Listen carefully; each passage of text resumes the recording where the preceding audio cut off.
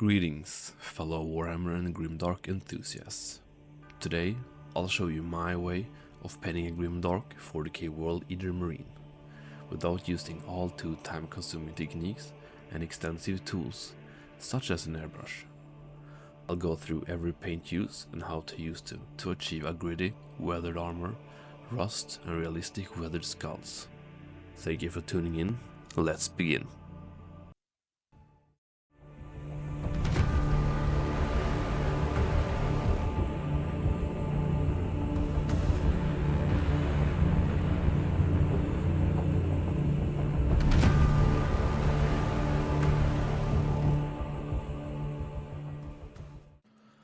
Off camera, I've applied some weathering and physical distress. I've done so using a standard hobby knife, scratching, cutting and stabbing. This step is optional, but I always do this. It adds a lot of character and narrative to the miniature. Remember not to overdo it. As a very wise man once said, less is more. At the bottom of the feet areas, I apply some watered down mud texture. I just slapped it down there with no real control. It looks messy now, but it'll make a difference later on. The next step is priming. We're gonna go in with some Chaos Black. 15 minutes later, the primer is dry to the touch and we can begin with the acrylics. The first step is a layer of Abaddon Black, covering all of the miniature and base. The reason we're going in with a black acrylic on a black primer is because there will always be some areas and crevices that didn't get covered by the primer. And since Chaos Black and Abaddon Black are slightly different, I cover the whole miniature so that it has an even black base color throughout. There's also absolutely no need to be neat and tidy with this step, just go berserk with it. I'm also not worried at all about the color being a little bit too thick or a little bit too thin in certain areas. It all just adds some kind of variation to the armor panels.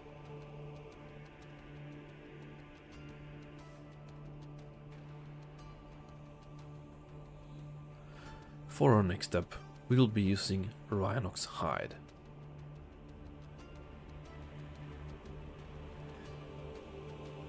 With a small dry brush, applying using a stippling motion. I watered the color down a little bit for an easy and thin application on all of the miniature.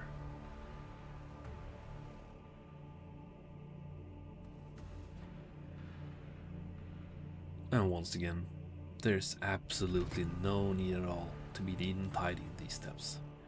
Just slap it on there as you see fit.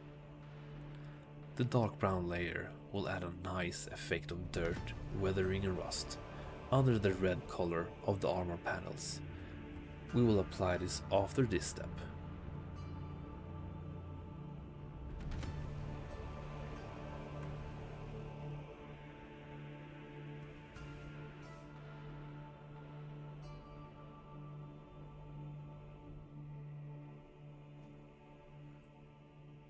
Corn red. It's time to apply the striking red armor of the World Eaters, using the same technique as you did before. Water down and stipple it on all over the armor panels. This is where the prior black and brown layers truly start to show. It gives a naturally worn, weathered and beaten armor look. There will be some areas where the dry brush just won't reach. For this, I'll later go in with a smaller brush and stipple in the same color. But who am I trying to fool here? Let's be honest, 80% of the times I don't go into areas where no one will ever see it. Call me lazy all you want, but it's extra work for nothing in my eyes. If I can't see it, then so can't you.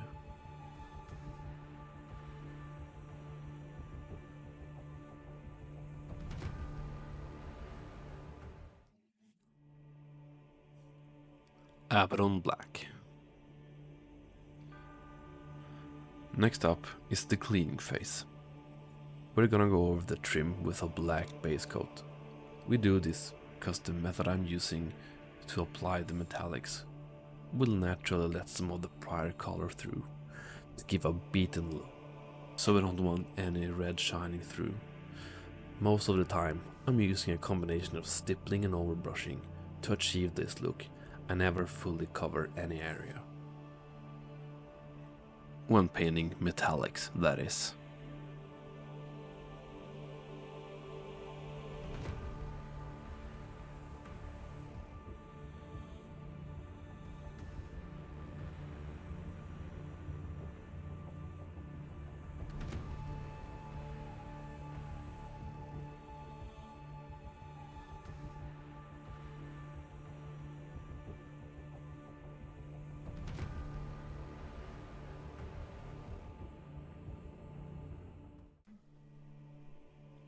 Lead belcher. Now we're diving into the metallics. I'll show you what I meant earlier, that I never fully cover areas, naturally letting the black we applied earlier shine through, to give a worn and dirty look.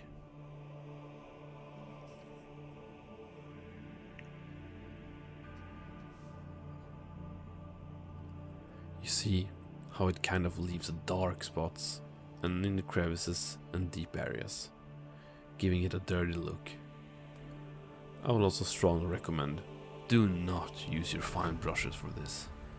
It will most likely ruin them.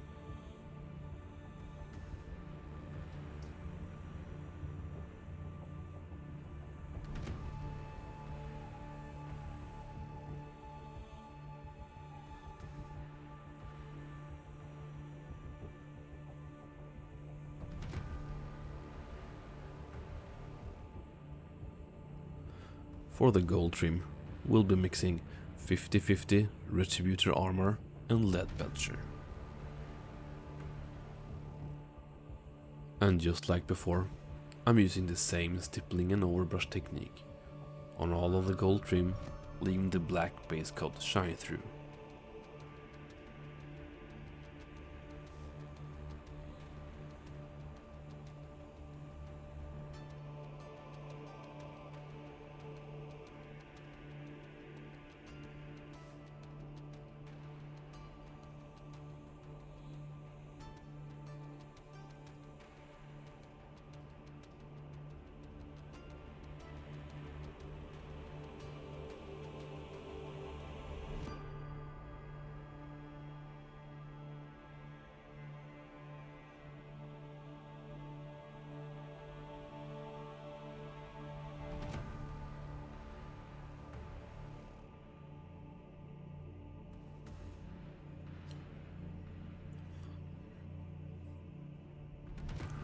Gold and silver applied. Now we're gonna tackle the leather parts.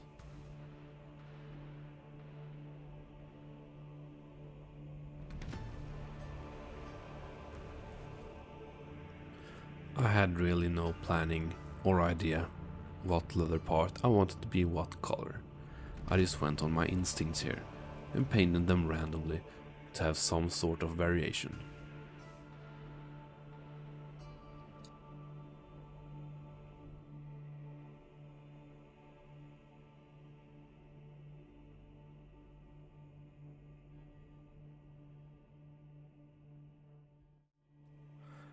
Now, for this next step, is probably the only time I had to be really tidy when painting the eyes and little grenade on the back of his hip.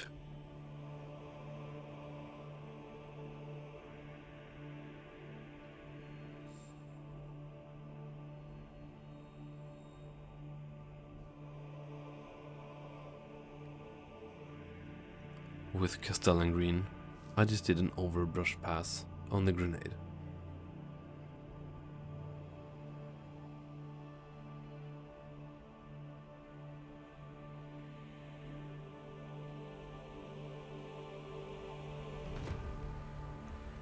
I painted the eye sockets white out of camera. Getting close and getting it right while being in frame will not make very good content, as I have to be pretty close to get it done. then just slap some of the warp lining in the eye sockets. For the next part, we're doing the skulls on the base. I picked up 2 different off-white colors and just overbrushed them on. I picked 2 separate colors to have some sort of variation on the skulls. There will be no other paintings needed. No highlighting, nothing like that. The next step will work like magic.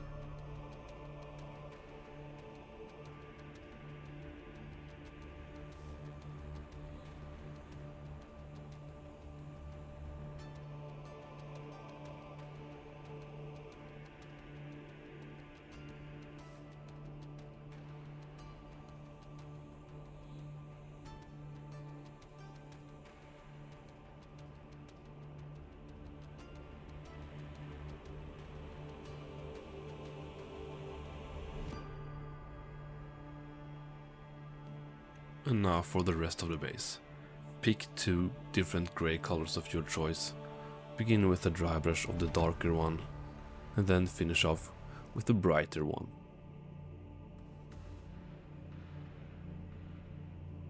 Now, this doesn't have to be perfect at all, just slap it on as you see fit.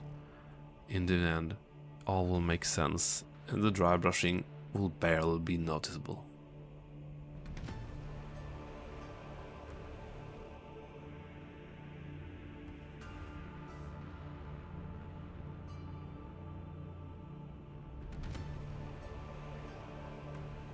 Now it's time for the fun part, washing the Mini. There are many valid options here, such as enamels, pigments and oil washes. You can use standard acrylic washes for this as well, but it just won't have the same effect. Usually I use Villain Inks enamels, or I mix my own pigment wash. But recently I've used a mix of burnt earth and black soot liquid pigments from Greenstuff World. I learned this trick from benecraft. I'll link his channel below.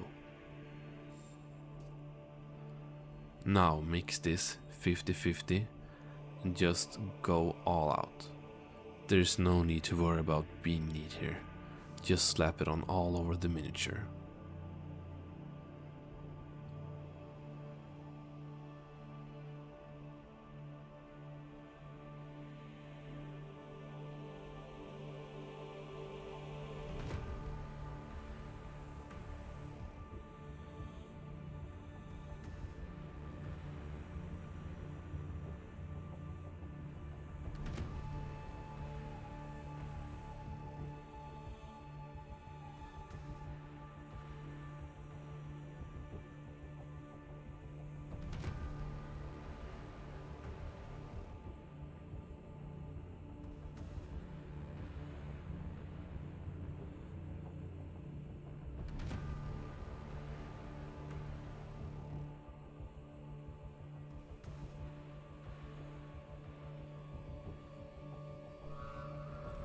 While waiting for the pigment wash to dry, we're gonna go in and give the skulls on the base some coating of Goon's Grime from Villain Inks. I've mixed this 50-50 with white spirits. Then just go to town, cover all of the skulls. I used to give them maybe 2 coats to give them real good grime. You'll see why once they're dry.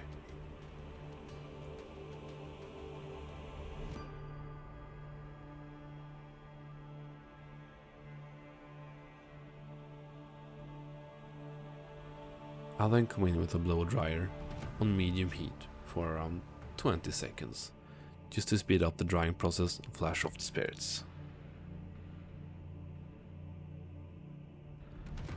I'll then come in with a Q-tip, damp with white spirits, and just gently tap on the skulls to remove the excess on the top. It will all flow into the crevices and build up grime and dirt, making them look extremely weathered and old.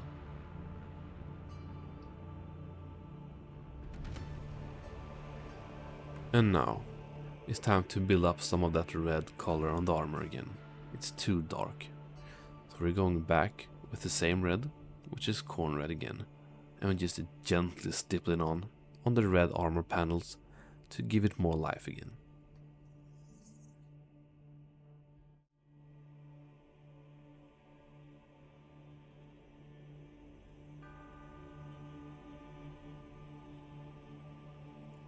And you can also see now how the red color contrasts to the wash we did earlier that has been collecting in the crevices and deeper areas, and it kinda looks like dirt and grime that has been gathering up for a long time.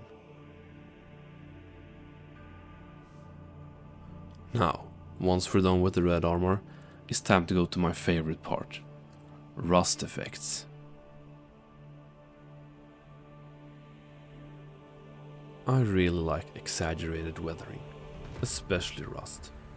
I apply this almost neat. I mix 1 to 5 sector rust and white spirits and just dab and tap at random areas. I'm not afraid of letting it build up too much, but of course this is optional. You apply it to the amount that suits you.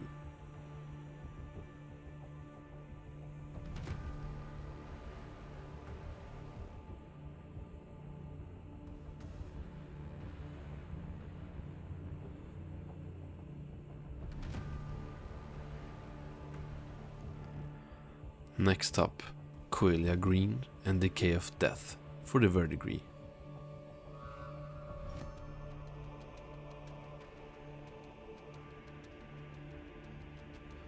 I mix this 50-50 and an equal part white spirits.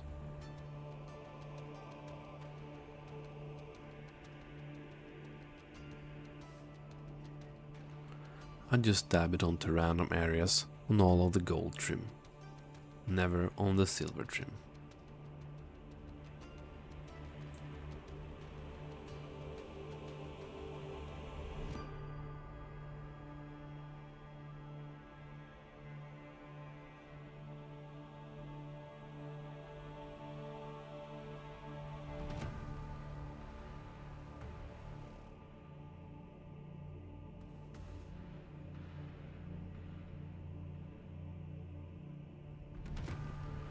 Now we're gonna use what is arguably the best rust product out there, 30 ounce rust. This can be manipulated by water and mixed with water, but I'm going in neat, just placing it in the deepest crevices on weapons and such.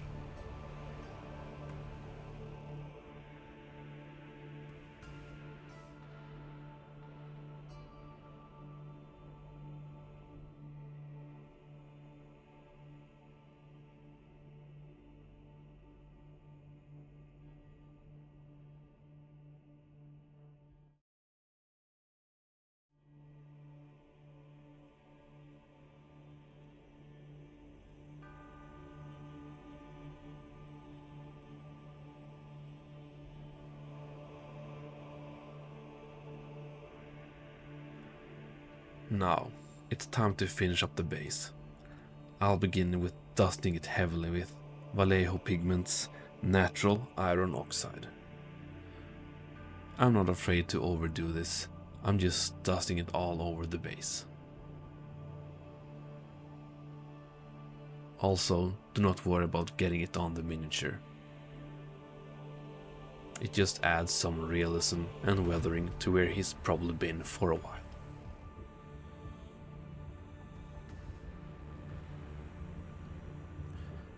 I later on went in with Vallejo Pigment's light yellow ochre. I imagine this marine on a war-torn and completely incinerated planet, leaving nothing but ashes behind. The black pigments we applied before helps to sell this effect.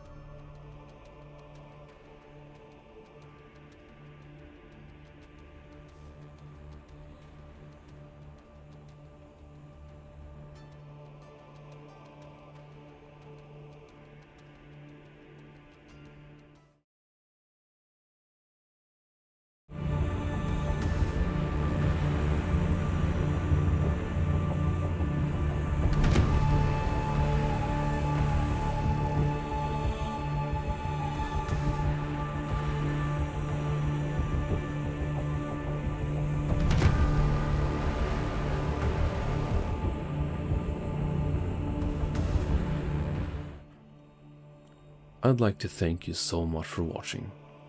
If you did find or learn anything useful at all, or just enjoyed watching, please consider subscribing. I'm eternally grateful. And if you have any questions at all, or requests on what you would like to see me paint next, please let me know below. And I would also like to take this moment to thank Destroyer Miniatures for making the logo for my Instagram as well as YouTube channel. I'll link him below. And I would also like to thank Black Chalice Studio, a true master of the GRIMDARK craft. He has helped me getting started with what gear to use, settings, and how to use them. And I'm eternally grateful, my friend. If you would like to learn more about the technical stuff of the GRIMDARK style, I can't stress it enough. Please visit his channel. I'll make sure to link it below. And once again, thank you so much for watching. Until next time.